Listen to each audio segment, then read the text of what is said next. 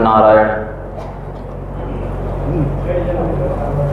आप्यायन्तु ममाङ्गानि वाक्प्राणचक्षुश्रोत्रमथो बलमिन्द्रियाणि च सर्वाणि सर्वं ब्रह्मोपनिषदं माहं ब्रह्म निराकुर्यान् मा ब्रह्म निराकरोद निराकरणस्त्वनिराकरणमेस्तु तथात्मनि निरतेय उपनिषत्सु धर्मास्ते मयि सन्तु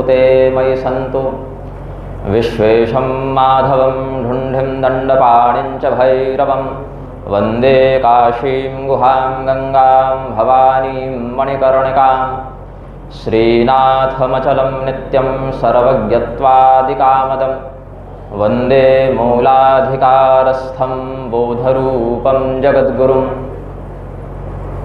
विनायकं गुरुं भानुं ब्रह्म विष्णुमहेश्वरान् सरस्वतीं प्रणम्यादौ सर्वकार्यार्थसिद्धये। प्रेम से बोलिए काशी विश्वनाथ भगवान की, भगवती पुण्य सलिला गंगा मैया की, श्री काशी विद्वत धर्म परिषद की। समुपस्थित प्राज्ञ धर्म बंधुओं, इस सभा में जितने महनीय विद्वान बैठे हैं उनकी तुलना में अवस्था अध्ययन अनुभव में क्षीण होने के बाद भी उदारता पूर्वक आप सबों के द्वारा प्राप्त सम्मान को यदि हम अपना समझें तो यह कृतघ्नता होगी। अतएव इस सम्मान को हम अपने गुरुमंडल को निवेदित करते हैं और जिस कार्य के लिए हम कुख्यात हैं उससे इस उद्बोधन का प्रारंभ करते हैं। श्री मिश्र महोदय ने अपने उद्बोधन में एक बात कही। इनके परमादरणीय श्री पिताजी के चित्त में भीष्म पितामह को लेकर कुछ क्षोभ था और वह क्षोभ प्रासंगिक भी था और आत्मा वै जायते पुत्र इति सत्यवती श्रुति के आधार पर उनके ही स्वरूप में श्री मिश्र जी बैठे हैं। तो भीष्म पितामह की ओर से कल ही एक छोटी सी लॉ की डिग्री भी मिली हमें, तो पहला अधिवक्तृत्व भीष्म पितामह की ओर से करते हुए हम यह निवेदित करते हैं कि यद्यपि भीष्म पितामह वहाँ पर चूक गए, अगर वो बोलते तो ज़्यादा अच्छा होता। यह एक आशा सभी सनातनियों को उनसे थी और रहेगी कि उस स्थान पर उनको बोलना था। लेकिन हर्ष का विषय यह है कि उन्होंने बोला है, लेकिन एक कल्प में बोला है, सर्वत्र नहीं बोला है। तो महाभागवत नामक एक उपपुराण में यह बात आती है कि भीष्म पितामह ने, द्रोणाचार्य जी ने या अन्य जो वहाँ सत्पुरुष थे उन्होंने दुर्योधन को डांटा है, रोका है। तो हम आशा करते हैं कि श्री वैकुंठवासी मिश्र महोदय जी जो हैं वो अपने पुत्र के रूप में हमारे यह निवेदन स्वीकार करेंगे और उनके चित्त में जो भी क्षोभ होगा भीष्म पितामह के प्रति उसका शमन करेंगे। और यह जो आदर्श है धर्म का, कई बार सत्पुरुषों के जीवन में जो न्यूनता देखने को मिलती है, जैसे कि इंद्र के चरित्र में कुछ दोष, बृहस्पति के चरित्र में कुछ दोष, चंद्रमा के या ऋषियों के चरित्र में भी कुछ दोष देखने को मिलता है। यह इसीलिए है ताकि हम कर्तव्य को ठीक से समझ पाएं और इस अहंकार में न रहें कि हम बहुत जानते हैं या बहुत बड़े सिद्ध हैं।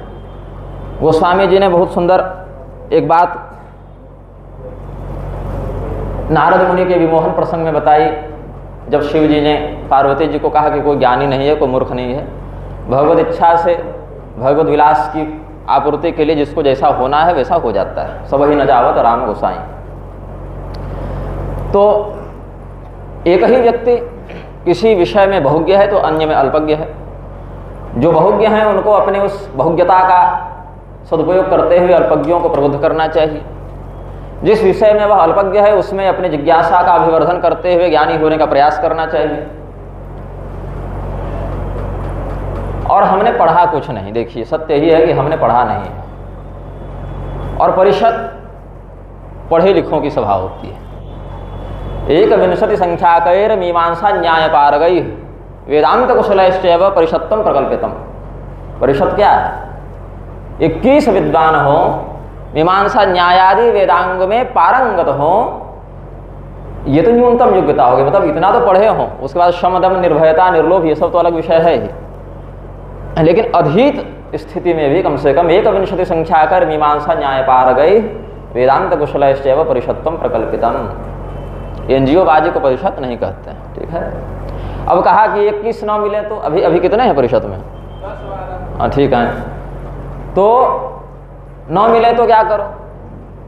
तो 16 संख्या कही कर दो, 16 कर लो। 9 मिले तो 12 संख्या कही, और अंत में कह दिया कि एक भी हो तो वह अपने आप में परिषद होता है, यदि वह धर्म के मार्ग को जाने समझे आचरण करे। देखिए प्रक्रिया है ना, अधीति बोधाचरण प्रचारण ही प्रक्रिया है। पहले पढ़ो, और पढ़ो किससे? जो पढ़ चुका है वही पढ़ा पाएगा। ऐसा नहीं कि अपने से पन्ना पलटने लगे। अपने से पन्ना पलट के भी जहाँ पढ़ने की बात है वहाँ एक न्यूनतम योग्यता तो होनी चाहिए विषय को ग्रहण करने की। तो अधीति बोधाचरण प्रचारण में पहले अध्ययन करो, फिर उस विषय को समझो, समझने के बाद उसको अनुभव में, आचरण में, व्यवहार में लेकर देखो कि हमने सही समझा कि गलत समझा। नहीं तो सेवई खाने में दीर्घ सूत्री विनश्यति हो जाता है। लौकिका पंडिता पढ़ते थे बचपन में। और व्यवहार, बोध और आचरण का अनुपूर्विक क्रम से अनुभव करने के बाद फिर वह प्रचार का अथवा धर्मोपदेश का अधिकारी होता है, और ऐसे वक्ता के माध्यम से उपदिष्ट धर्म ही व्यक्ति के कल्याण में विनियुक्त होता है। हमारा संप्रदाय अल्पश्रुत है, अर्वाचीन नहीं है। इसी काशी की पुण्य धरा में स्वनाम धन्य से ब्रजवल्लभ द्विवेदी जी इत्यादि हुए थे। उन्होंने भी निग्रहागमों का परिचय दिया है अपने ग्रंथों में, आप देखेंगे तो। जिस निग्रहागम से हमारा संप्रदाय संचालित है, निग्रहागम तंत्राणि शतद विशत भेदतः अयम आगम पर्याय सिद्ध रूप प्रकाशित। इन श्लोकों की व्याख्या आप उनकी पढ़ेंगे। अल्पश्रुत है लेकिन अर्वाचीन नहीं है, और समय पाकर ही यह प्रकट होता है और फिर अंतर्निहित होता है। जब नितांत आवश्यकता हो तब यह अपना प्रकाश करता है, और आवश्यकता न हो तो छिपा रहता है। और हम गौरवान्वित हैं कि भगवती ने हमें यह अधिकार या यह निर्देश प्रदान किया कि तुम ऐसा करो। और यही कारण है कि उनकी आज्ञा के वशीभूत होने के कारण, अधीन होने के कारण हम लोक सापेक्ष व्यवहार करने में असमर्थ हैं। ये मेरी व्यवस्था है कि हम लोक सापेक्ष व्यवहार में प्रवृत्त नहीं हो सकते हैं। जैसे कोई व्यक्ति कहीं पर कोई कार्य करे तो अपने नियोक्ता के अनुशासन के आधार पर ही कार्य कर सकता है। नियोक्ता के अनुशासन से अगर वह बाहर चला जाए, अनुशासनातिक्रमण कर बैठे, तो वह नियोक्ता के द्वारा बहिष्कृत अथवा दंडनीय भी माना जाएगा। तो इसीलिए लोक सापेक्ष व्यवहार में हमारी प्रवृत्ति हो नहीं सकती कि समाज क्या कहेगा, या हमारी क्या छवि रहेगी, या क्या मुकदमे होंगे, या क्या समस्या होगी। वो जो होगी वो नियोक्ता समझेगा। जैसे दूत जब किसी दौत्य कर्म में प्रवृत्त होकर अपने विपक्षी के पास जाकर कोई संदेश दे, तो शुभाशु फल का चरमोपभोक्ता उसका नियोक्ता होता है, राजा होता है, दूत स्वयं नहीं होता। अब ये जो अब सिद्धांत निराश पुस्तक का आज हमने यहाँ अवलोकन किया, देखिए भद्रा जहाँ बैठे उसको ले बैठती है, चाहे स्वर्ग में, पाताल में, पृथ्वी में, चित्रकूट में, बड़ताल में। दो ही भद्राओं से सावधान रही। और देखिए दो ब्रह्म की जो बात है शास्त्र में आपाततः ऐसा प्रतीत हो सकता है कि दे ब्रह्मणि वेदितव्य शब्द ब्रह्म परम चेत, लेकिन वहाँ दो स्वतंत्र सत्तात्मक ब्रह्म की बात नहीं, ब्रह्म के अनुभव की दो स्थितियों की बात है। शाब्द ब्रह्मणि निष्णात पर ब्रह्मादिगच्छति, ये सब शास्त्र कहते ही हैं। और वहाँ शब्द ब्रह्म को परब्रह्म का शब्दाभिव्यंजक रूप ही बताया गया है, स्वतंत्र सत्ता के रूप में उसकी स्थापना नहीं की गई है। लेकिन इस प्रकार का प्रलाप कि हमारे मानवीय शरीर में स्थित व्यक्ति विशेष को ही हम सर्वोच्च सर्वोत्कृष्ट चरम सत्ता मानकर उनके मुख से निर्गत कतिपय शब्द संग्रहों को ही श्रुति मान लें, प्रमाण मान लें और अकाट्य मान लें, ये दुराग्रह है। और श्री बलराम जी के शब्दों में कहें, जो मेरा प्रिय वाक्य है, वध्या में धर्म ध्वजनस्ते ही पातकिनोधिका। जिस व्यक्ति के ऊपर समाज यह आशा की दृष्टि रखता है कि यह हमें धर्म का यथार्थ उपदेश करेंगे, तर्क संग्रह में कहते हैं ना, आप्तस्तु यथार्थ वक्ता, यथार्थ जो बोले वह आप्त पुरुष होता है। धर्मज्ञ समय प्रमाणम, साम्याचारिक सूत्रकार कहते हैं कि वेद तो प्रमाण है, स्मृतियाँ प्रमाण है, धर्मशास्त्र प्रमाण है, किंतु जहाँ पर वहाँ विषय समझने में समस्या हो, बुद्धि भ्रमित हो, वहाँ क्या प्रमाण है? फिर अलग अलग विषयों में अलग अलग वाक्यों के प्राप्त होने पर प्रमाण का बल किसे प्राप्त होगा? तो कहते हैं धर्मज्ञ समय प्रमाणम। धर्मवेत्ता निर्मोही कुंभिधान्य, आज खाने भर है, कल तक का भी है, परसों की चिंता नहीं करते। तो कुंभिधान्य, चाणक्य जी के लिए एक विशेषण आया है कई जगह, कुंभिधान्य थे वो। आज खा लिया, पेट भर गया और अधिक से अधिक कल तक का भी संग्रह रख लिया, उससे अधिक का हम नहीं सोचते। ऐसे निष्पृह, संयमी और पंडा नाम की बुद्धि की वास्तविक प्रतिष्ठा जिनमें हो, ऐसे पंडित। मैं नाम नहीं लूंगा, आप सबों की सुविधा को देखते हुए, अकेले रहता तो ले लेता। इसी काशी में आप सबों के परिचित पंडित राज ओझा जी महाराज, अब कितने पंडित राज हैं, कितने ओझा हैं आप समझ लें। उन्होंने कुछ दिन पूर्व एक स्नेहपूर्ण धमकी दी कि आप काशी आकर किसी पंडित से ठीक से बात करके दिखा दीजिए। हमने कहा बिल्कुल करेंगे, आप पंडित को प्रस्तुत करें। पंडित के लक्षण पर कर्तव्या कर्तव्य कस्य विभाजिका विद्या नाम पंडा शास्त्र इसमें से पंडित इत्यादि लक्षणों पर जब विचार कर लें कि हाँ आप पंडित हुए, आप में कर्तव्य और अकर्तव्य का विवेक विद्यमान है और इन आचरणों में आपने उस विवेक का व्यवहार दिखाया है, फिर चर्चा भी होगी। देखिए बात है कि शिवलिंग पर चढ़े प्रसाद को ग्रहण करते हुए मूषक को देखकर जिस व्यक्ति की बुद्धि छद्म नास्तिकता की ओर बढ़ चली और जॉन मूर इत्यादि या प्रोफेसर रुडोल्फ इत्यादि के सनातन द्रोही साहित्य का अनुसरण करते हुए या उसकी नकल करते हुए सत्यार्थी नामक के काल्पनिक पात्र के कुतर्कों को सत्यार्थ प्रकाश के माध्यम से व्यक्त करते हुए जो आर्य समाज आदि की स्थापना हुई, इसी काशी में कितने सब संघर्ष हुए हैं उन अधर्मियों के विरुद्ध। और उसी आर्य समाज के अनुयायी लोगों को सोमनाथ पर बोलने के लिए बुलाया जा रहा है। ये कैसा अट्टहास है? उचित क्या होता? पंडित राज क्यों है? व्याकरण में उत्कृष्ट गति और अधिकार होने के कारण है। व्याकरण कैसे पाए? तो भगवान पाणिनि की तपस्या के फलस्वरूप आचार्यों ने क्रमानुसार उसका उपदेश अपनी परंपरा में किया और भगवान पाणिनि महादेव जी के प्रत्यक्ष दर्शन अनुभव के माध्यम से, उनके द्वारा एक साकार विग्रह के माध्यम से उत्पन्न ढक्का नाद को अनुभव करके फिर उन्होंने उन सूत्रों का अवगाहन किया। तो जो व्यक्ति चरम आस्तिकता के मूर्ति पूजा आदि के पक्षधर के रूप में प्रस्तुत होकर आर्य समाजियों का खंडन करने वाला हो सकता था, वह सोमनाथ पर्व पर अगर आर्य समाजियों को बुलाकर प्रवचन कराएं तो यह काशी का सौभाग्य नहीं माना जा सकता। यहाँ पर हमारा हृदय व्यथित होता है, तब कुछ कहने के लिए प्रस्तुत होते हैं। शास्त्र का ऋण बहुत बड़ा होता है। यहाँ तक कहा पूरा छोड़ो, एकाक्षर प्रदातारम गुरुम यो नावमन्यते, एक अक्षर भी किसी ने आपको उचित बताया हो, बहकाने वाली शकुनी बुद्धि नहीं, सही बताया हो, उचित बताया हो, वह गुरु होता है। और गुरु की अवमानना नहीं करनी चाहिए जब तक वह गुरुता को धारण करे। गुरु मतलब ये नहीं, टाइटल में तो ऐसे हमारे भी गुरु लगा है, तो गुरुता को धारण करने का लक्षण न दिखे तो बात नहीं। और वह गौरव, वह गुरुता स्वायत्त शास्त्रिनी नहीं हो सकती, धर्मानुरागिणी अव्यभिचारिणी हो, तब वह गुरुता आपको गुरुपद के योग्य बनाएंगी। अब जगत गुरु, अब अनंत कोटि जगत हैं तो अनंत कोटि जगत गुरु। तो समस्या है कि एक ही जगत में हो गए ना सब वाले, बाकी जगत गुरु रहित हो गए। अब कौन है जगत गुरु? तो सभा है, आस्तिक भी हैं नास्तिक भी हैं, जगत में तो सब हैं, आस्तिक भी हैं नास्तिक में, तो पूछे जगत गुरु कौन है? तो जिन चारित्र सूर्य जी थे वहां जैन थे, जैनाचार्य थे, जिन चारित्र सूर्य जी। तो कहते हैं कि जगत को वास्तविक रूप में प्रतिपादित करने वाला व्यक्ति जगत गुरु होता है। उनकी परिभाषा में कहें, जगत स्वरूपम यथावस्थितम प्रतिपादयति शिष्यभ्यः हिताय इति जगत गुरु।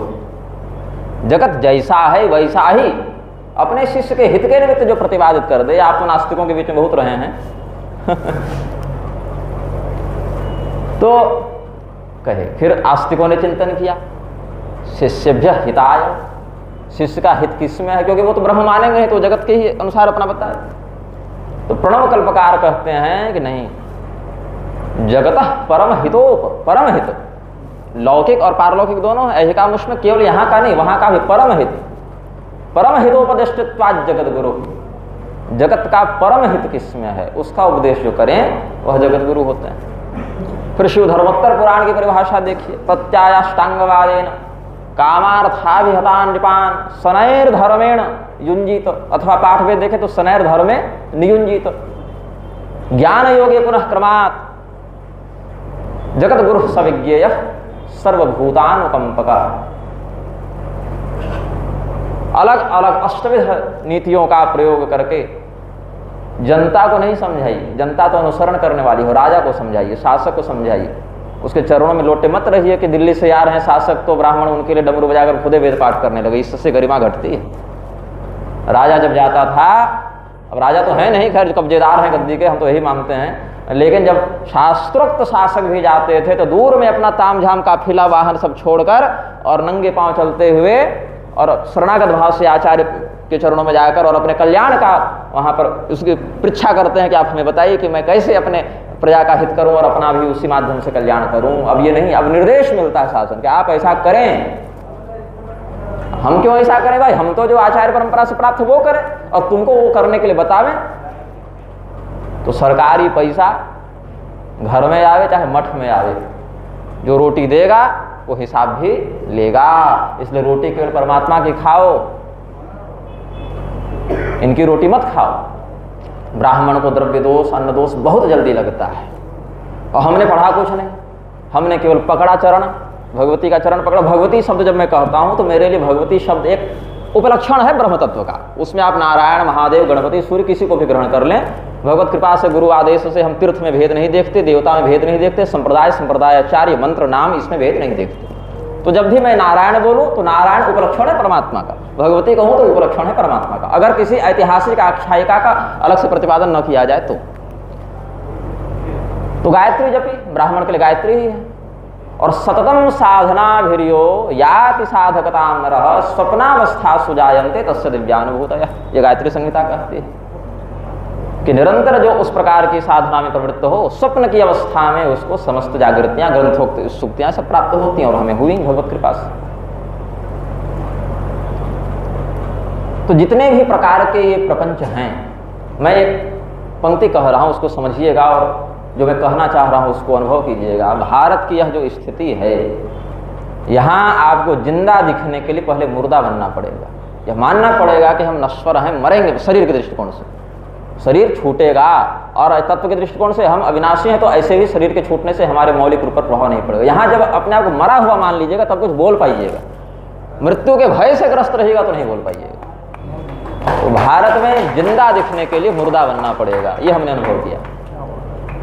और शरीर के दृष्टिकोण से इस जन्म में 30वां वर्ष चल रहा है और ये काम हम 4 साल की उम्र से कर रहे हैं, तो एक्सपीरियंस जो है 26 साल का दिखेगा, लेकिन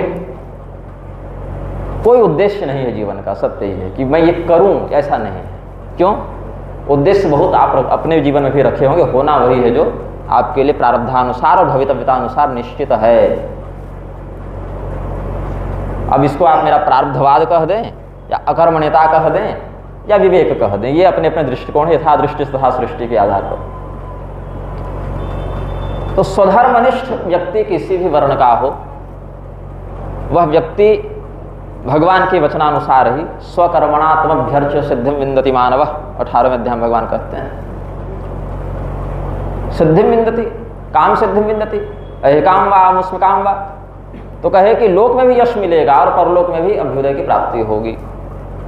और बनती देखो किसी की किसी से नहीं है, सभी दर्शनों में मतभेद है, पुराणों में भी पर्याप्त आपको एक दूसरे से संबंधित कुछ विरोधाभासी बातें मिल जाएंगी, संप्रदाय में भी भेद है, लेकिन वर्णाश्रमोचित कर्तव्य में कहीं भेद नहीं दिखेगा।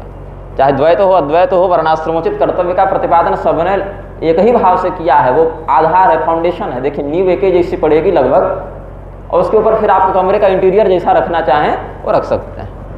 वो आधार तैयार हो गया तो उसके ऊपर फिर आप अपनी इष्ट कृपा का अनुभव यथा संप्रदायों की रीति से करते रहेंगे, और यहाँ आधार ही समाप्त है। यहाँ देवता की आराधना पहले हो जा रही है। आराधना का अधिकारी बनाने के लिए भगवद आज्ञा के अनुसार जो स्वकर्मनिष्ठ व्यक्ति को बनना था उसका लोप हो गया है। तो इसीलिए जो भी व्यक्ति अपने जीवन के यथाशेष काल का विनियोग सार्थक भाव से करना चाहते हैं, आज मर जाए कोई, कल मर जाए कोई, देखा तो नहीं। और कलयुग में ऐसे भी आयु को अनिश्चित कहा है, इसीलिए वराह मिहिर इत्यादि के मत में देखें तो 100% आयु का निर्धारण करना भी निषिद्ध है कलयुग में। अनुमानतः बता सकते हैं कि ऐसे ऐसे योग हैं तो इतनी इतनी आयु तक की संभावना है, लेकिन जो एक ठोस अस्पष्टता होती कि इतने में मरोगे, वो निषिद्ध है। क्योंकि आयु कलयुग में अनिश्चित है। तो जो भी जिसके प्रारब्धानुसार बची हो, जब आप रात को सोएं तो यह मानकर चलें अगले दिन उठना नहीं है, और इस संतोष के साथ सोएं कि अब तक का जो मेरा जीवन रहा वो सार्थक रहा। और अगर ये संतोष नहीं हो पा रहा तो काम करने लगे कि वो संतोष जागृत होने लगे। क्योंकि देखिए, हमने एक स्वप्न में भगवती के साथ संवाद हुआ था, तो बभ्रजोपनिषद का हम उस समय संस्तवन कर रहे थे, तो एक श्लोक हमने भगवती से निवेदित किया था, जो आज प्रसंग बस सूर्य गीता का मार्तंड भाष्य हम लिख रहे हैं, उसमें वह हमने भूमिका में संदर्भित किया है। नास्ति लोके जनः कोपे निर्दोषो निर्गुणस्तथा कर्म प्रारब्ध जन्यानाम गुणदोषो समन्वितो। ये भगवती से हमने निवेदित किया था। अर्थ क्या जान ही रहे हैं आप सब, कोई सर्वज्ञ नहीं, कोई अल्पज्ञ नहीं, कोई गुणी नहीं, कोई दोषवान नहीं, यथा प्रारब्धानुसार सब में थोड़ा थोड़ा आपको मिलेगा। त्रैगुणमयी सृष्टि है, यहाँ देवता ऋषि सब, और हमारे पूर्वाचार्यों ने भी अपने स्वाधिकारानुसार यही किया है। हमारे संप्रदाय में 3 मंडल होते हैं। हमारे यहाँ उत्तराधिकारी की परंपरा ऐसे नहीं है, देखिए, कि किसी को उत्तराधिकारी बनाना निश्चित हो या उतने ही काल में कोई बनेंगे। जब जैसी आवश्यकता होगी वैसे मिलेंगे, काम करेंगे, मर जाएंगे, और आवश्यकता हो तो फिर आ जाएंगे। देवी छाचित भविष्यति हम चैवागमिष्यामि, इस भाव से चलते हैं। तो एक 3 मंडल हैं, मूलाधिकार मंडल, युगाधिकार मंडल, आज्ञाधिकार मंडल। मूलाधिकार में भगवान श्री सिद्धनाथ विराजमान है, जो महादेवावतार ही माने गए हैं। नारद पुराण में आप कामाख्या प्रकरण देखेंगे तो उनका वर्णन मिलता है। तो श्रीनाथ, मित्रनाथ और सिद्धनाथ, ये उनके 3 प्रधान परिचयात्मक नाम है। तो श्रीनाथम अचलम नित्यम सर्वज्ञत्वादिकामदम वंदे मूलाधिकारस्थम बोधरूपम जगद्गुरुम, ये कौमारिका खंड जो है मंथान भैरव तंत्र का, वहां वर्णित है उनके विषय। और सर्वज्ञत्वादिकामदम, सर्वज्ञता का वरदान देने वाले हैं। और सर्वज्ञ शब्द से किसका स्मरण होता है? सामान्यतः आदि शंकराचार्य महाभाग का। और वो स्तवन करते हैं कि श्रीनाथ आदि गुरु वंदे सिद्धनाथ आदि रूपिणम, यति दंडेश्वरी विधान में। और श्री विद्यारण्य स्वामी भी मित्रनाथ शब्द से मित्र कुब्जा तथा परम, श्री विद्यारण्य तंत्र का आप देख लें, जहाँ गुरु परंपरा वर्णन कर रहे हैं। अच्छा, विद्यारण्य स्वामी जी स्वयं है दक्षिणामनाय से, लेकिन यहाँ ऊर्ध्वामनाय क्रम में आएंगे, कुब्जिका मतलब। तो भगवती कुब्जिका जो हमारे संप्रदाय में निग्रहेश्वरी के नाम से प्रसिद्ध है, ऐसे मूलतः भगवती कुब्जिका कहते हैं उनको। नवार्ण मंत्र का जो विच्य पद है उसके अधिष्ठात्री वही मानी गई हैं। तो हैं, लेकिन अनुभव करने का, अवगाहन करने का जब कौशल होगा तो वो पकड़ बात वहां से आएगी। जैसे दुग्ध में घृत होता है, सामान्य नेत्रों से नहीं देखने को प्राप्त होता, और बत्ती डाल दें तो बत्ती में दाहिका का उद्भव भी नहीं होता, लेकिन उसका मंथन करके जब घृत आदि का विधिपूर्वक हम ग्रहण कर लेंगे तो फिर वैसे ही इन मंत्रों में, इन नामना में भी वो देवता प्रतिष्ठित हैं। लेकिन सबको सबका अनुभव नहीं होता, और सभी देव रूपों का भी सबको नहीं होता। सभी आचार्यों को परमात्मा का बोध हुआ, लेकिन सभी रूपों में नहीं हुआ। क्रम उपासना में एक बार वो पता चल गया तो फिर सब जगह अन्यता हो गई, क्रमानुसार आराधना में नहीं होता एक साथ। तो पहले भी शासन को शोधित करने का जो प्रयास रहा, जैसे मूलाधिकार मंडल के बाद आज्ञाधिकार मंडल होते हैं, ये क्षमा करें, युगाधिकार मंडल होते हैं, ये निश्चित है, इसमें परिवर्तन नहीं हो सकता, यही होंगे, इतने ही होंगे, ऐसे ही होंगे। और जैसा कि इन्होंने कहा गृहस्थ, मुंडमाला तंत्र अपर वाली, उसमें देखेंगे तो गृहस्थावधूत शब्द आया है। कौल संप्रदाय में सशक्तिक अर्चना ही है। अगर वह संन्यस्त हो गया तो अंतस्थिता शक्ति के माध्यम से अर्चना करेगा, अगर वह स्थिता शक्ति की आराधना करनी है तो वह व्यक्ति फिर विवाह के माध्यम से, वो भी कुल धर्मानुसार, कुल मतलब वंश परंपरा नहीं, कौल धर्मानुसार विवाह करके, और फिर वह पौराश्रणिक होकर जब पत्नी पूर्णाभिषिक्ता हो जाए उसके बाद अभिगमन आदि की प्राजापत्य ब्रह्मचर्य की विधि से आश्रमोपनिषद इत्यादि वर्णन मिलेगा, उस संयम के साथ वह करे तो वह सन्यासी या ब्रह्मचारी के ही समानांतर महावाक्योपदेष्टा भी हो सकता है। जैसे हमारे अगस्त मुनि हमारे परंपरा में जगतगुरु माने गए, और पुराणों में भी उनके लिए जगतगुरु शब्द है। गौतम मुनि, हमने न्याय नहीं पढ़ा, मीमांसा नहीं पढ़ा, लेकिन युगाधिकारी मंडल में जो हमारे निग्रहाचार्य सतयुग में गौतम मुनि होते हैं उनको प्रणाम कर लेते हैं। उनकी कृपा से जितना आवश्यक है उतना पता चल जाता है कि हाँ, शास्त्र का यह तात्पर्य है। कितना पन्ना है हमको नहीं पता है, ये कहना चाह रहा है शास्त्र का वाक्य, ये पता चल जाता है, ये सार है उसका, ये जान लोगे तो काम बन जाएगा। तो तुर्कों ने एक बार आक्रमण किया, कलयुग से पहले की बात है, तुरुष्क मृक्ष भूपति। उस समय निग्रहाचार्य के पद पर आज्ञाधिकार मंडल जो तीसरा मंडल है, उसमें धुरजटी देव स्वामी थे। धुरजटी देव स्वामी ने उस समय तात्कालिक मृक्ष भूपति का निग्रह किया था। उनसे पूर्ववर्ती आप देखें भगवान लंकनाथ, जिनका वर्णन मिलता है परमेश्वरी मत तंत्र में, जब रावण को कोणागमन बुद्ध ने वैदिक मार्ग से भ्रष्ट करके, कोणागमन का वर्णन मिलेगा सद्धर्म लंकावतार सूत्र, आप सब जानते हैं, सद्धर्म पुंडरीक, सद्धर्म लंकावतार, ये सब है। हाँ जी, और सद्धर्म पुंडरीक के अंतिम में देखेंगे तो सब भविष्यवाणियां भी कि आगे कौन कौन राजा होंगे। और स्वामी जी, आचार्य जी, उसमें कहूँ मैं, ये बौद्ध भी कह रहे हैं कि कलयुग में म्लेच्छों का बाहुल्य होगा, वो मारे जाएंगे। हालांकि कल्कि भगवान का नाम नहीं लिया नालायकों ने, लेकिन कहते हैं कि लड़ेंगे मरेंगे और सत्युग आएगा और वेद की चारों वर्णों की प्रतिष्ठा होगी। ये भविष्यवाणी बौद्ध कर रहे हैं सद्धर्म पुंडरीक के अंतिम में देखें तो जानते वो भी हैं क्या होना है, लेकिन नहीं मानोगे तो हमारे क्षेत्र में थेथर कहते हैं, इधर पता नहीं क्या कहते हैं, निर्लज ग्राम्य गिराम। जी जी। तो रावण को जब कोणागमन बुद्ध के माध्यम से अवैधिकता का कि बहकाव में आकर उसने सब ते बहुविध त्रास से देश निकास से जो कह वेद पुराणा, और हनुमान जी जाते कहते हैं सब राक्षस अग्निहोत्र कर रहे हैं। अग्निहोत्री भी अधर्मी हो सकता है, ये संभावना देखिए ना। वेदज्ञ भी अधर्मी हो सकता है यदि वह जितेंद्रियता का पालन न करे। श्रुति का अक्षर बोध होना श्रुति के तात्पर्य बोध का परिचायक नहीं होता है, दोनों में भेद है। यही कारण है कि जो अग्निहोत्री प्रातः काल उठकर अपने अग्नि की उपासना कर रहे हैं, वो अपना अग्नि जगाए और नाश्ता पानी किए और लिए तलवार लेकर ऋषियों को काटने के लिए कि तुम कैसे अग्निहोत्र करते हो। तो ये क्या है? आसुर तपस्या कर्षयंत शरीरस्थम भूतग्राम चेतसः माम च माम शरीरस्थम तान विद्यासुर निश्चयान, असुर निश्चयी हो गई। उस समय रावण का वध किया भगवान श्री रामचंद्र जी ने, विभीषण जी को गद्दी मिली और विभीषण जी भगवान के स्वधाम गमन के बाद कुछ कालांतर में थोड़े प्रमादी हो गए, भगवान माया वशीभूत होकर और प्रमादी हो गए। तो उस समय भगवान श्री सिद्धनाथ जी ने विसूची के वंश में जो उत्पन्न हुए थे भगवान श्री लंकानाथ, उनको लंका में 100 साल के लिए गद्दी दी, बैठाया, कहा कि तुम यहाँ के असुरों को मार्गदर्शन दो। असुरों का मार्गदर्शन किया हमारे पूर्वाचार्यों ने, मृक्षों का निग्रह किया और मनुष्यों का करते रहे। और नंदी रुद्र प्रबोध या भगवान कृष्ण मार्तंड जो हमारे संप्रदाय में द्वारका पीठ के अंतर्गत जो निग्रहाचार्य की गद्दी थी उस समय द्वारका क्षेत्र के लिए, वहाँ पर 10वें मंडल में 10वें स्थान पर वो आते हैं कृष्ण मार्तंड भगवान 10।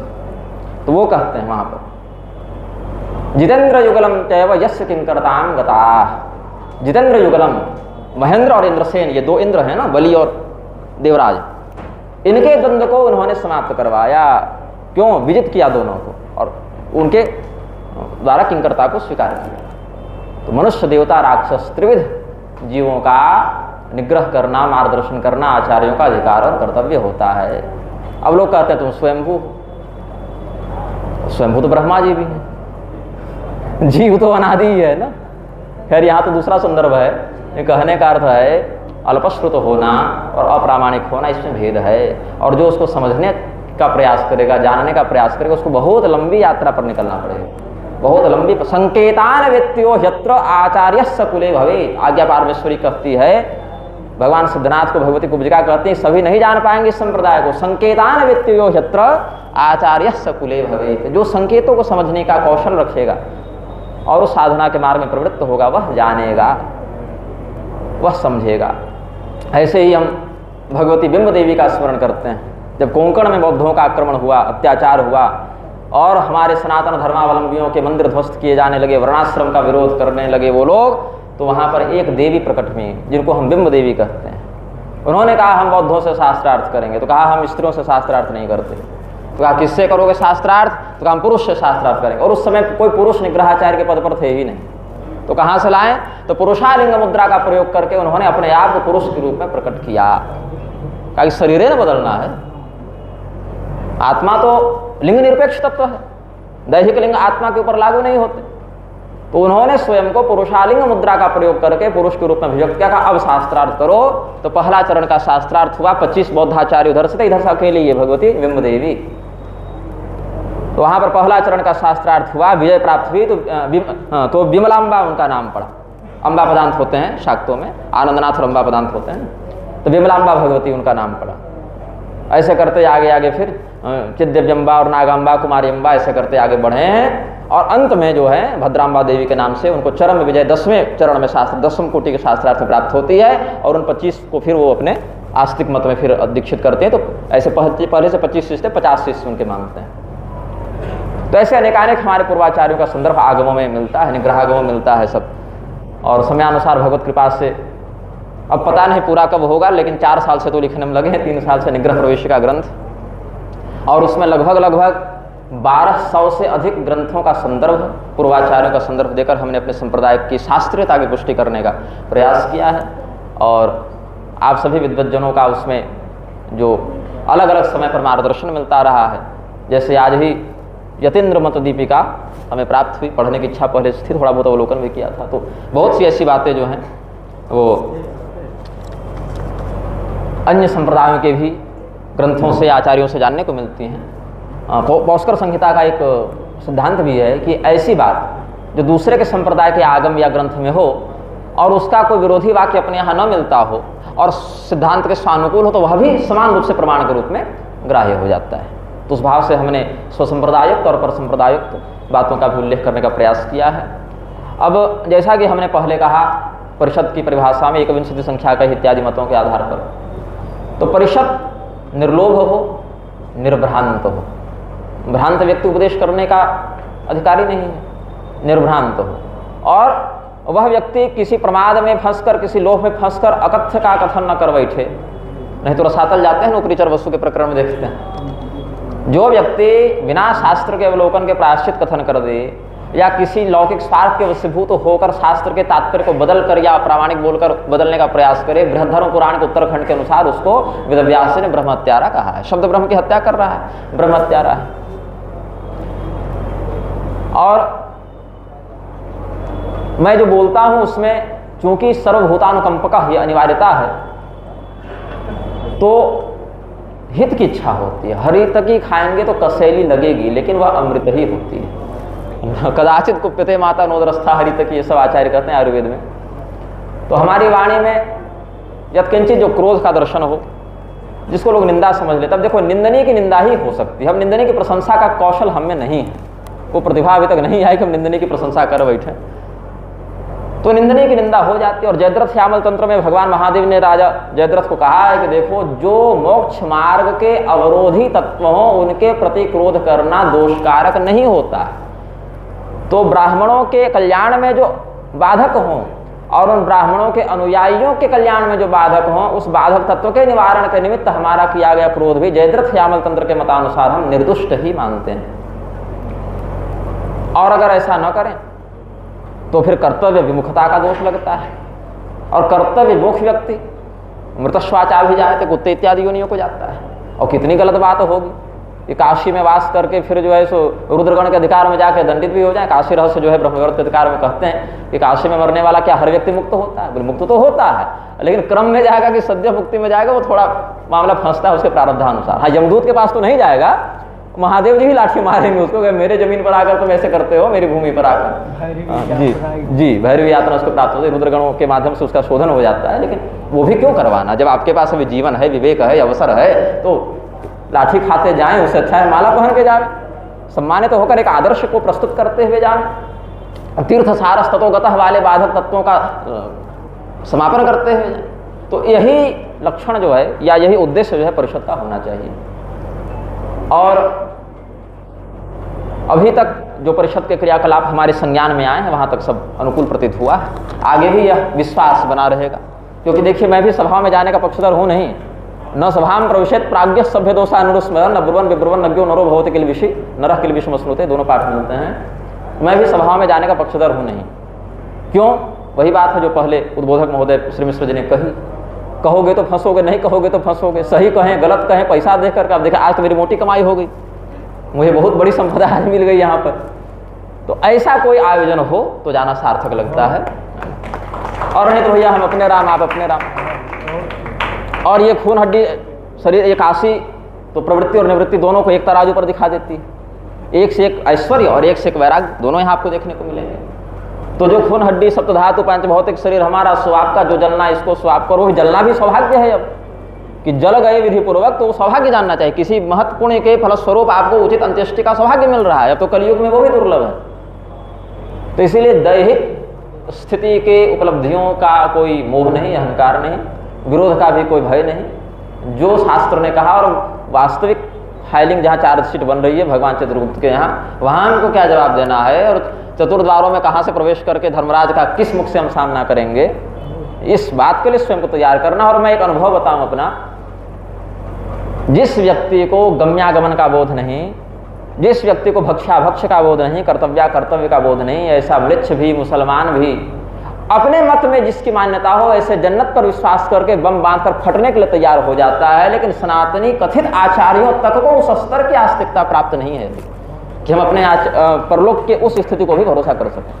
वो बम बांध के फटने के लिए तैयार है, और कोई विष्णु भगवान का अवतार अमुक नेता को बता दे, कोई शिव जी का अवतार अमुक नेता को बता दे, और वास्तविक जो हमारे देवता हैं उनके मंदिरों को तोड़कर नालिंग बहा दे रहे हैं। तो इस स्थिति में म्लेच्छ के स्तर की आस्तिकता भी अगर गुरुओं में नहीं दिखेगी तो अनुयायियों में क्या दिखेगी। और ये क्षोभ का, चिंता का और समय रहते शोधन का विषय है। परिषद इस उद्देश्य को बिना किसी लोभ, प्रमाद या भ्रांति के निर्वहन करेगी, इस विश्वास के साथ हम यहाँ आए हैं।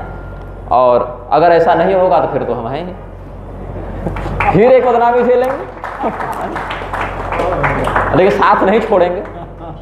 पहले वालों का भी साथ नहीं छोड़े थे, लेकिन अगर आप अब जैसे जटा वाले गुरुजी दिल्ली में थे, उनका नाम छाप के कह दिया कि वेदव्यास जी शूद्र हैं। भैया जो हैं वो अगर अपनी गारंटी पर गए समझ में आते तो कपट कर रहे हैं फिर आपने। जो वहाँ नहीं हैं या जिनका वह मत नहीं है उनके नाम पर नकली दस्तावेज बनाकर कह देना कि उन्होंने ऐसा मत किया, ये भी ब्रह्मघात ही है।